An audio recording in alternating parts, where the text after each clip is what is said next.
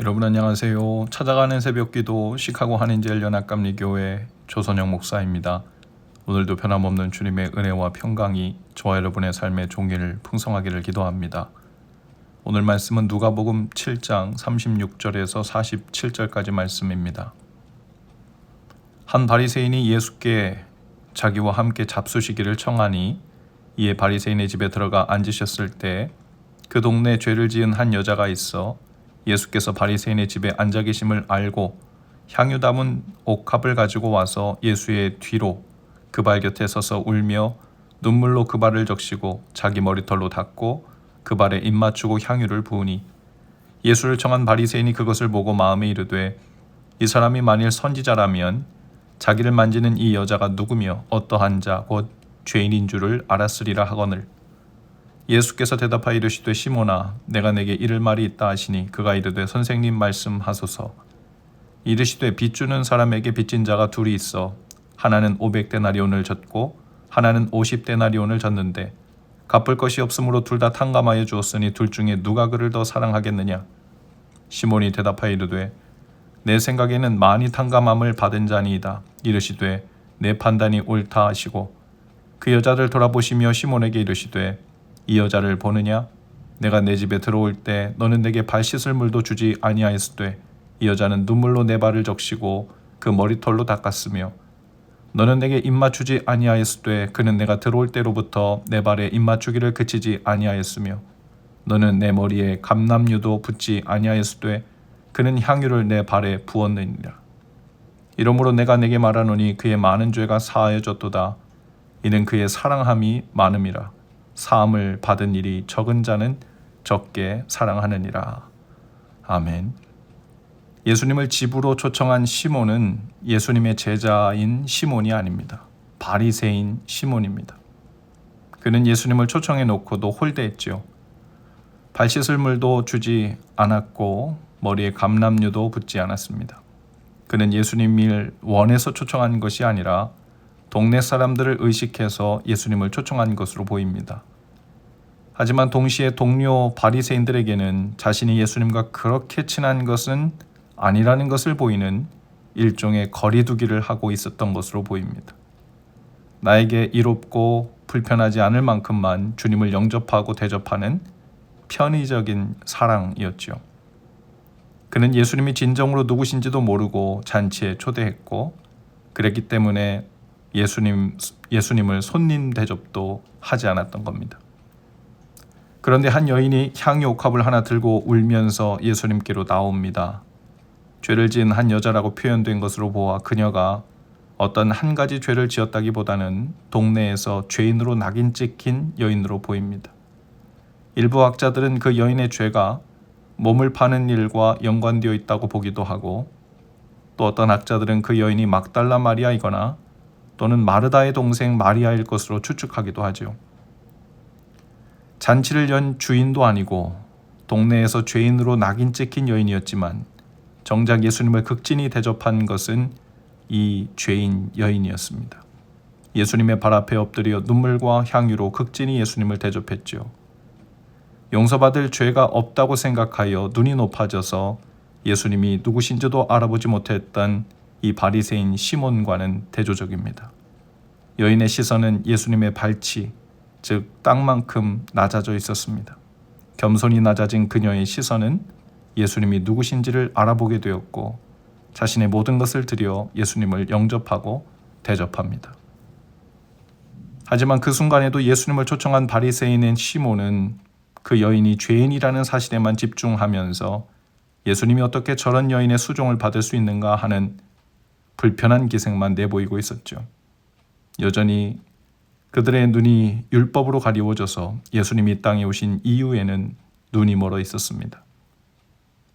구약 성경을 옛 언약이 작동하던 시대라고 한다면 예수님이 오신 신약의 시대는 새 언약이 작동하는 시대라고 볼 수 있을 것입니다. 옛 시대의 중심 단어를 들자면 율법과 거룩입니다. 어떻게 해서든 율법을 지켜서 그것으로 자신의 의로움을 삼고 거룩함을 삼는 시대였죠. 그러나 그 시대는 일찍이 실패했습니다.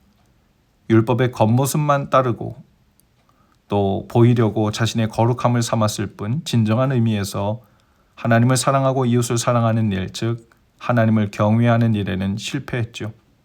그래서 성전은 불탔고 이스라엘 백성은 아시리아로 바벨론으로 흩어지고 말았습니다. 이제는 예수 그리스도를 통한 새 시대가 열렸습니다. 새 언약의 시대죠. 이제는 율법을 얼마나 완전하게 지켜서 의로움과 거룩함을 확보할 것인가 하는 이미 실패한 방법으로 신앙생활하는 시대가 아닙니다. 이제는 온 만방에 예수 그리스도를 통해 선포된 죄사함의 복음을 받아들이고 그 죄사함의 기쁜 소식을 온전히 깨달은 사람들의 삶에 나타나는 증거, 즉 사랑의 삶으로 주님께 칭찬을 받는 시대입니다. 즉 하나님 사랑과 이웃 사랑은 구약의 율법을 지키듯 규칙을 지키듯 지켜내서 자신의 의로움과 거룩함을 삼는 그런 방식이 아니라 향유를 부은 죄인 여인처럼 자격이 없는 자에게 값없이 부어진 주님의 그 놀라운 은혜의 죄사함과 용서하심의 사랑을 믿고 그 사랑에 반응하고 응답하는 삶, 즉 겸손히 하나님과 이웃을 사랑하는 삶으로 열매 맺는 삶을 말합니다. 예수님을 초청해 놓고는 죄인들과 유력하지 않은 사람들은 들어오지 못하도록 하여 예수님의 체면을 세워주고자 하던 그런 존중의 방식은 주님이 기뻐하시지 않는 대접입니다. 예수님을 우리 인생에 초대했다면 여인과 같은 환대와 감사가 있어야 합니다. 넘치는 사랑과 기쁨으로 예수님을 즐거워하는 것으로 환대하는 것이죠. 예기치 못한 기쁨이라는 책에서 C.S. 루이스는 기쁨이라는 단어, 이 조이에 관한 것을 단순히 즐거움이라기보다는 차라리 슬픔이나 아픔에 가까운 무엇이다 라고 이야기합니다. 영혼을 압도해 오는 어떤 영적 허기, 어떤 갈증 같은 것이라고 말합니다. 그런데 신기한 것이 있습니다. 이 허기, 이 갈증은 이 세상 그 어떤 배부름이나 만족보다도 인간의 영혼을 매료시키는 것입니다. 사정없이 영혼을 후벼 파는 허기요, 갈증인데 이상하게도 우리 영혼은 이 허기, 이 갈증에 대해 전혀 몰랐던 때로 다시 돌아가고 싶어 하지 않습니다. 이 허기, 이 갈증을 모르고 사느니 차라리 이 허기, 이 갈증을 껴안고 죽고 싶어 합니다. C.S. 루이스는 이 조이, 기쁨을 이렇게 정의합니다. 어떤 충족되지 못한 갈망, 그런데 다른 어떤 만족보다도 더 갈망의 대상이 되는 갈망.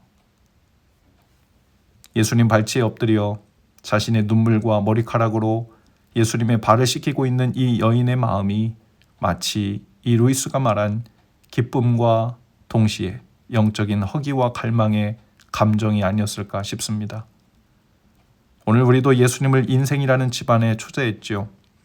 그런데 세상에서 얻을 유익도 포기할 수 없어서 예수님과 일정한 거리두기를 하면서 주님이라고는 부르지만 주님 대접을 제대로 하지 않고 있는 것은 아닌지 돌아볼 수 있기를 바랍니다. 주님이 베푸신 사랑과 은혜에 대한 감사로 인해 주님 발치에 엎드려 우리가 가진 최선의 것으로 주님을 영접하고 모시는 일, 그래도 가시지 않는 기쁨이라고 불러도 무방할 영적 허기와 갈망으로 주님께 날마다 더욱 가까이 나가시는 날 되실 수 있기를 주님의 이름으로 축복합니다. 기도하시겠습니다. 주님을 인생에 모시고는 거리두기를 하며 홀대하고 있는 것은 아닌지 돌아봅니다. 저희가 받은 은혜로 인한 감사와 기쁨으로 주님을 사랑하되 온전히 온 마음으로 사랑하는 삶 되게 하시고 주님이 우리에게 베푸신 그 놀라운 은혜를 그 사랑하는 삶으로 반응하며 갚아내는 날 될 수 있도록 인도해 주옵소서. 예수님 이름으로 기도합니다. 아멘. 여러분 오늘도 말씀 동행으로 화이팅입니다. 내일은 찾아오는 새벽 기도회로 교회에서 뵙겠습니다.